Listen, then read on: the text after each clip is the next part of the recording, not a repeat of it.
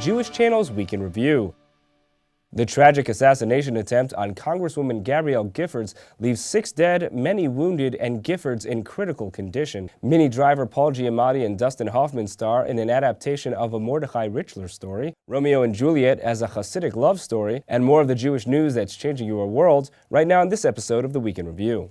Hello, and welcome to the Jewish Channel's Week in Review. I'm Stephen I. Weiss. Congresswoman Gabrielle Giffords, one of 29 Jewish members of Congress, was shot in an apparent assassination attempt earlier this week at an event she held to meet local citizens in her Arizona district. Giffords was in critical condition as we went to air. She was one of 20 gunshot victims, 6 of whom have died this week from their wounds. Anti-Semitism does not appear to have been a motive of accused gunman Jared Lee Loeffner, a man who is increasingly being described as mentally unstable. The deceased include a 9-year-old girl, a staffer for Giffords, and a federal judge. While all in America await further news of the Congresswoman's condition, the Jewish community is also mourning the loss of a cultural icon, singer-songwriter Debbi Friedman, who died this week at 59 years of age. Friedman's tunes for prayer had become standards in many congregations, particularly in the Reform and Conservative movements. And where the community will have a hard time replacing the continuing impact that Friedman had in engaging people in Jewish culture, there is renewed focus on perhaps the most heavily funded Jewish education program in history. Birthright Israel, which provides free 2-week trips to Israel for Jewish youths, is going to receive double the funding from the state of Israel that it had previously. That amounts to a total of $100 million over the next 3 years. Those extra millions are expected to eventually increase the amount of annual Birthright Israel participants to more than 50,000 from its current level of 30,000. At that point, the program would begin to compete with and perhaps surpass the number of youths who visit the state of Israel every year through other means. The program spends several $1,000s on each participant's 2-week trip, though studies thus far have shown little boost in Jewish involvement from participants. And when it comes to getting involved in Jewish activity, most don't think of the Hasidim as needing much more of it, but a new Yiddish version of Romeo and Juliet has its creator suggesting otherwise. Christian Neen reports. We've all heard of disagreements among factions in the ultra-Orthodox community, but Romeo and Juliet isn't the first thing to come to mind to describe them. Inspired in part by outcasts from the Hasidic community, Romeo and Juliet in Yiddish is a modern retelling of the classic play set in current-day Hasidic Brooklyn and starring a young cast of Yiddish-speaking actors, many of whom only appeared because they had dropped out of their local Hasidic community. As Romeo and Juliet in Yiddish made its U.S. premiere at the 20th Annual New York Jewish Film Festival this week, TJC sat down with the director and stars of the film, and director Eve Annenberg spoke about this unique cinematic Jewish-Shakespeare hybrid. This might be the only movie where you see ultra-Orthodox Jews knife fighting, where you see a Romeo who wears glasses, where Juliet has a little sister. It's got a few, it's a play within a play. It's not just straight up Romeo and Juliet. The centerpiece is the replacement of Shakespeare's Elizabethan English lines with dialogue spoken in modern Yiddish. I'm in the movie and I speak the worst Yiddish by far, but I'm about Tshuva, so I have an excuse for it in the film. But I wanted the native sound. I didn't want actors who had learned it really at NYU or, YIVA or whatever. That wasn't the sound I was looking for. So I needed people who spoke and read Yiddish natively. And that meant convincing young Jews who had grown up in the ultra-Orthodox community before choosing a more liberal lifestyle to appear in the film. I dragged in 90% people who'd never acted before ever, who had never even been in a high school play, because there are no high school plays in the Satmar Yeshiva, I'm pretty sure. So never memorized lines, never seen this play, never heard of William Shakespeare, don't know how the story ends. And had also, romantic love is not really, ultra-Orthodox concept. That made casting a Juliet challenging for the film's Romeo, Laser Weiss, who hails from Muncie's Satmar community and served as a producer on the film. Juliet has to be beautiful. I mean, that's what Eva told me. And also Yiddish is a problem, because if you speak Yiddish, if you come from where you come, you speak Yiddish, it's could be a problem for you to be on film. And to find a Juliet who speaks Yiddish and is beautiful and doesn't have a problem to be on film was an easy thing. And we were really lucky to meet her. With Borough Park, Brooklyn native Malky Weiss cast as Juliet, director Annenberg challenged her cast with some possibly controversial plot elements. There's singing, there's partial nudity, I use some of the, absolutely religious music that I find exquisitely beautiful and which has been part of my life. But it's there are a few controversial things here, but it's not meant to offend. You know, it's meant to bring the secular Jews and the ultra-Orthodox closer together. Formerly Hasidic cast members were quick to note, however, that the film isn't meant as an affront to their ultra-Orthodox upbringing. It's a look at individuals, so it's not targeting Hasidim. You're not saying that if something is perhaps negative or they see it as something that gives a negative look at Hasidim, it's about this person's story. Doesn't mean all Hasidim are like that.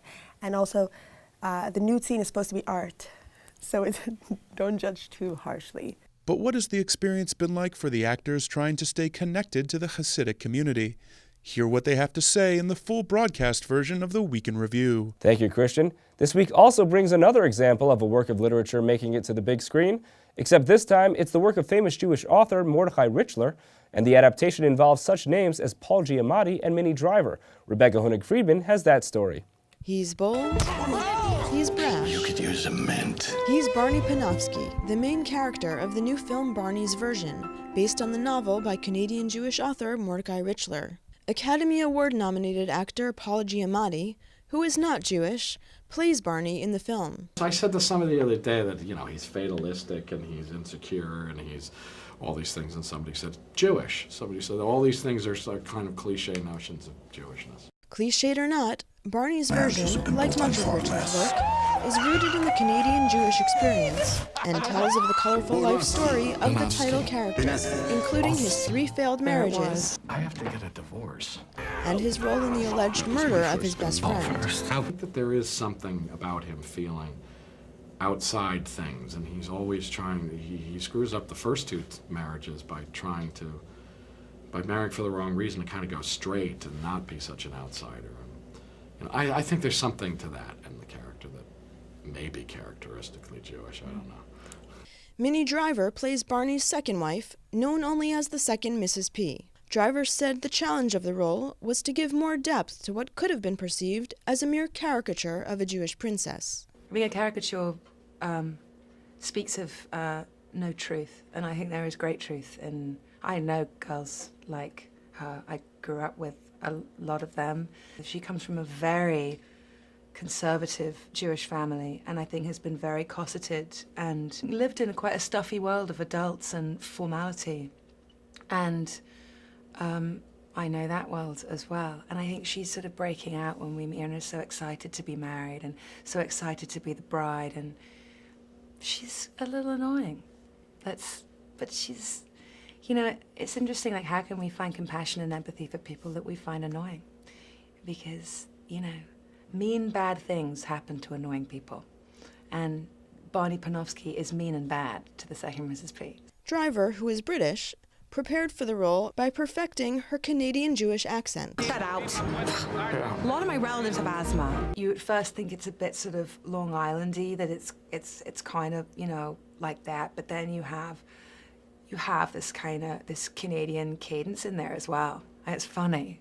I took him over a little tray of food because I was worried about him. And he was all trembling and sweaty and he'd soaked through his sheets. So I lay down beside him to try and keep him warm. And I don't know how he got my robe off.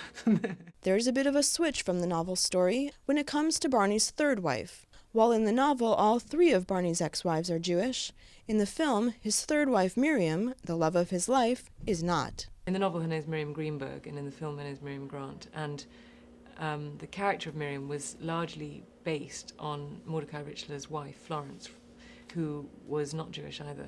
And, as Florence really was the inspiration and sort of is the character of Miriam through and through, apart from the fact that Miriam in the novel is Jewish, we felt it was sort of, in some ways, authentic to the film we wanted to make, to say that she was not Jewish.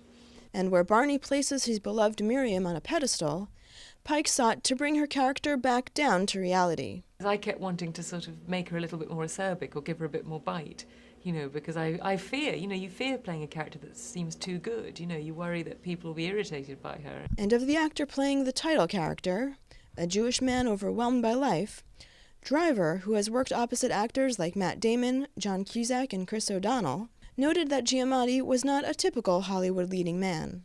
Very kind, very clever, very quick and funny, which I really appreciate that. He's not a dullard.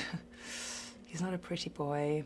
Scott Speedman, who plays Barney's best friend Boogie, also had high praise for Giamatti. Very supportive. I would do terrible takes and he'd tell me they were great. And, you know, he's very, I think he'd believe it too. He's just very, very kind person.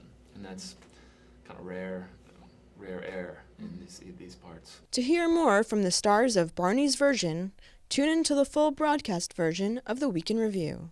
Thank you, Rebecca. Two final cultural notes this week. The 2010 National Jewish Book Awards were announced on Tuesday. Jewish Book of the Year went to the forward's Gal Beckerman for his history of the effort to gain freedom for Soviet Jewry. Congratulations to Beckerman and all the other winners. And if you're looking to see Roger Daltrey's take on Judaism, head to the West Side Institutional Synagogue this Friday, where the lead singer of The Who will join other music figures in a conversation with the Manhattan congregation in what's being billed as a rock and roll Shabbaton. That's all for this week. From all of us here at the Jewish Channel, be well. The Jewish Channel is available on cable: IO Optimum Cable Channel 291, Time Warner Cable Channel 528, RCN Channel 268, Verizon Fios Channel 900, and Cox Cable Channel 1. For more information, visit tjctv.com.